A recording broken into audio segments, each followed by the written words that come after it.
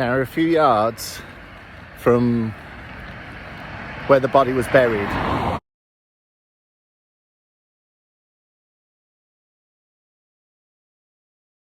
Tonight we have a very similar inquiry, but we're asking for your help at a much earlier stage.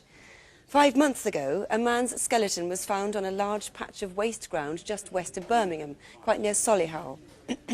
6 forensic experts, a pathologist, a biologist, 2 dentists, an anthropologist and a medical artist, as well as 2 experts in costume at the BBC, had between them built up enough information about this man, hopefully for somebody watching this programme tonight to tell us who he was. And with me to take us through exactly what, as a result of all that work we do know about him, is Detective Chief Inspector Ian Johnston from West Mercia Police. Now, first of all, that piece of waste ground where the bones and the remnants of clothing were found, where exactly is that? It's near to the small town of Wythall on the Worcestershire border, about 400 yards from the Solihull borough of Birmingham, and about 8 miles from Birmingham city centre. So would you have needed local knowledge to have known about the place in the first place? It's a little bit off the beaten track, so we presume that it may be an area known to whoever took this body there. So he may have been a local man. It may well be, yes. They dumped him there anyway. The medical artist is a professor at the University of Manchester, has made up this head. How has he managed to do that, and what information does it give you? Well, he takes the skull and makes a plaster cast, and then he works with the clay onto the contours and the features of the skull. Should be emphasised as a resemblance of what this man may well have looked like. But he seems to have very, very fine features. What does the pathologist say about him? From the pathologist, we've got the fact that he did have quite a fracture to the left side of his skull. And in view of that, we've treated this as a murder inquiry. We feel that if we can identify this man, then we may well be able to solve that crime as well. And the pathologist was able to say what colour hair, roughly, he has? Yes, he said that the hair was in the mid-brown range, but we were unable to say what style that was or whether it was straight or curly. What about the information you then got from dental experts? From the dental expert, we got that he certainly is 22 years of age, and he may well be in the region of 28, although there needs to be some give and take on that ageing as well. So again, the medical expert would have taken that estimated age into account when he made Yes, the he head. has when he's made the reconstruction, yes. Then finally we had 2 experts in costume from the BBC in Birmingham who from this tiny remnant of clothing here and from this managed to make up the clothes that the man was wearing at the time he was dumped. Yes, we were quite lucky with the clothes in that the polyester fibre certainly within the trousers remained, from which we were able to reconstruct these trousers of the style, which we believe were in that sort of Rupert Bear type style of trousers. And we are satisfied that the colour within the check was dark brown, but we can't say what the background colour was. So we're very lucky that the polyester survived and gave you that style. Yes. And what about this shirt? We reconstructed this shirt, which has got this distinctive bumblebee type of design from what we recovered. So from those clothes we learn that he was quite a slim build, Yes. and it dates it very firmly to 1975. Yes, the style of clothing is definitely 1975. Well, 16 years, of course, is a long time to ask people to cast their minds back. Jog your memory. Remember that this man would have been aged between 22 and 28 at the time, and to give you perhaps a more realistic idea of what he may have looked like, we've used our computer paint box to give this artist's head here some realistic skin tones and 4 different hairstyles of the time, 1970s hairstyles. So if you think you can help Mr. Johnston and his colleagues put a name to this man tonight, please give us a ring. Hello everybody, Curios&Spiritual again. This time we're going to look for the location of a body that was found in 1991. Now we're heading to a place called the Drawbridge, and that's between Warwickshire and Solihull Lodge.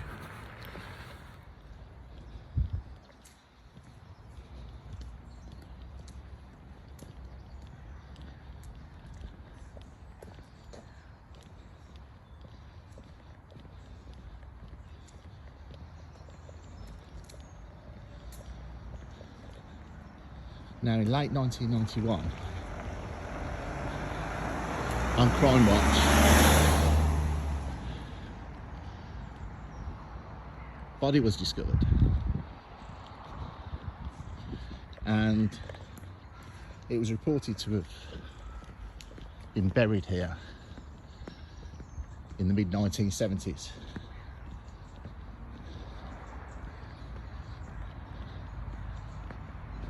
Now I've got the original video footage and I've got the original camera angles. So we're going to go down to the most likely way that they took the body up to this hill.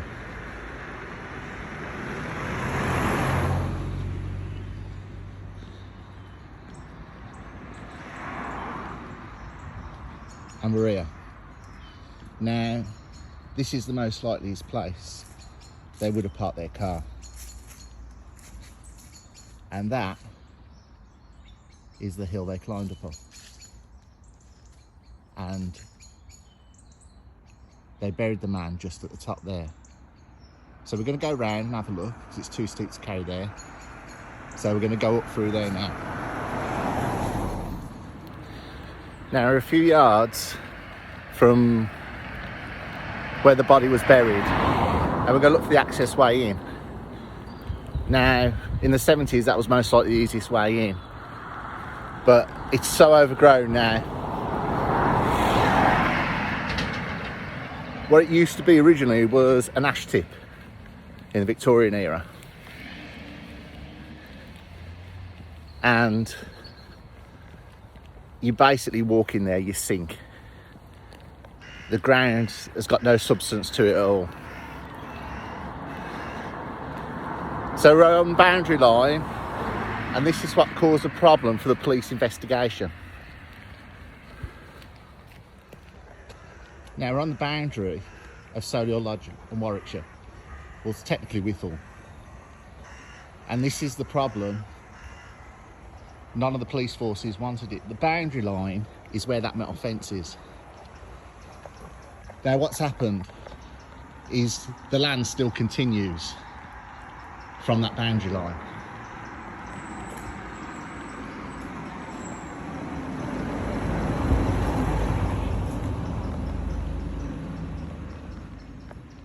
So the police were in a mass dispute of who's going to fund this, who's going to research this.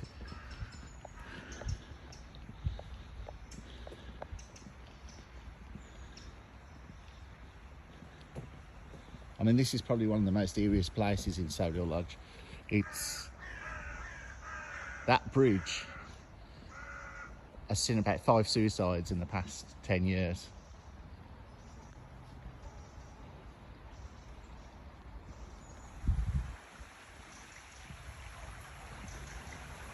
But it's a beautiful area, beautiful place.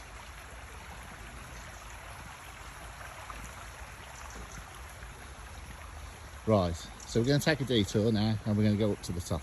I put an early video on about the fort, and that is just over in them fields just there.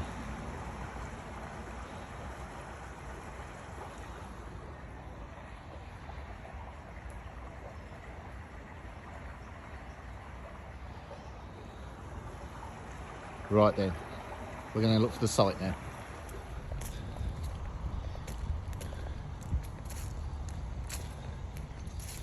Now what's prompted this is I've seen recently that the land's gone up for sale.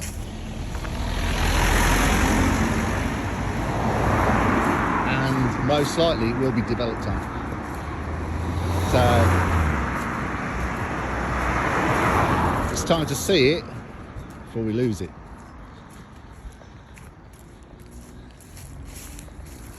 Now this is still owned by someone else, so we are not supposed to be here.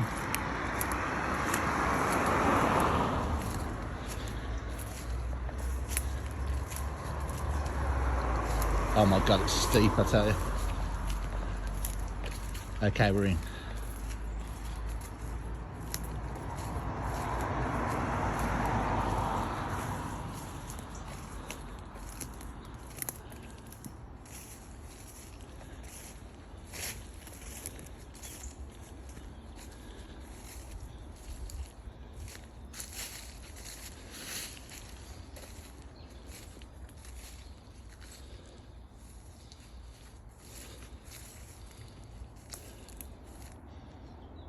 Right, I'm trying to find a path I think that's the path still.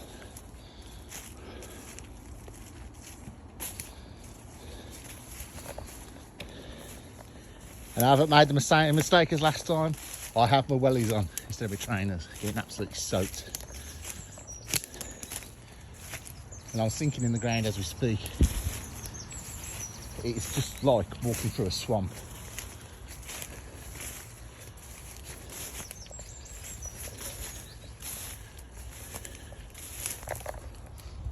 Right, can't go that way.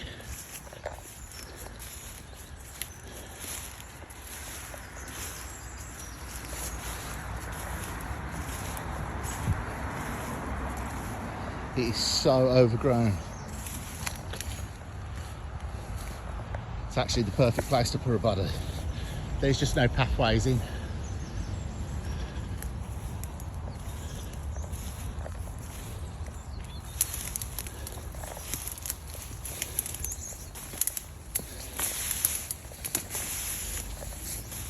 Come on, we've got to get to a pathway soon. This is nuts.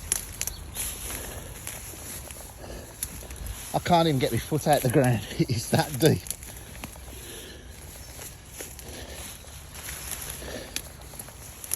Right. There's still no path.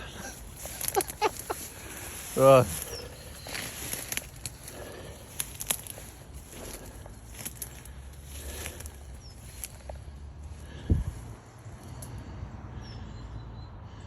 We've got to get onto that top bit there.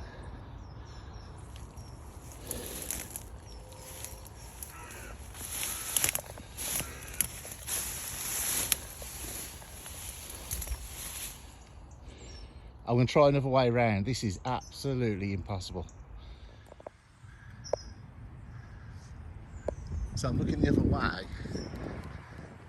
And I can't get in through there either. So,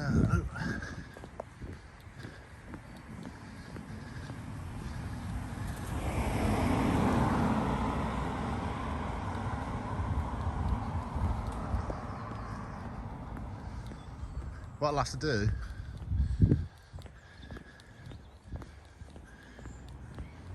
is resort to a video I took going back earlier in the year, going back to about March, and I came down here with my son just for a general look. So I'll show you the footage of that. But there is just no way up there, it's so overgrown.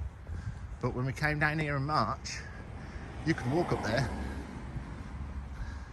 In fact, you probably can. Let's try.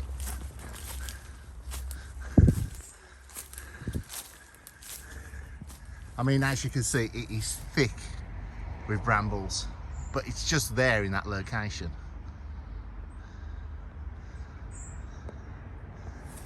So they would have parked the car there and they'd have taken the body up this hill, and he was buried in the ash pits just there.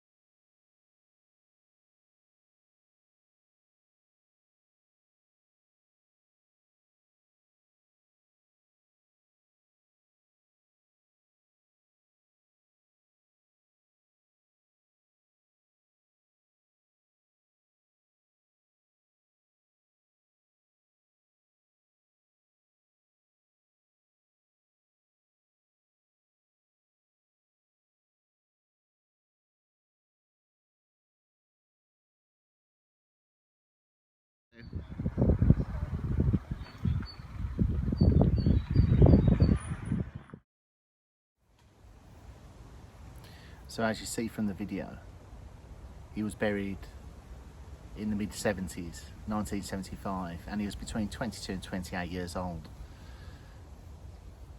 Now, police investigation started, the Crimewatch appeal, it had many leads, but they actually went nowhere. So the case eventually went cold and forgotten about. The bones were reburied in Robin Hood Cemetery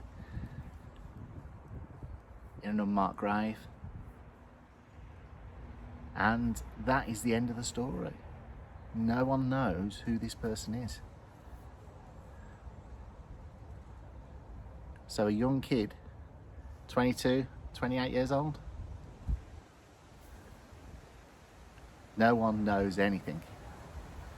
Now, police at one point, because the two districts weren't interested in pursuing the case, because it was an ash tip, basically you had Victorian bottle collectors, they're the people who actually discovered the body. So what they basically said was he was collecting bottles and then an avalanche covered him. I mean, you saw the clothes he was wearing, and there is no way in a million years you'd get that from bottle collecting. I mean, you would not wear clothes like that for bottle collecting and get caved in the skull, the side of the head also. I mean, as I said, the ground is, it's like quite swampy, you sink in it, but it's only ankle deep you sink, but it's so hard to navigate. So if you do have any information, and it's doubtful anyone does now, it's no one remembers anything about it, but if you do, please send me a message or contact the police. Thanks again for watching. You take care. See you soon.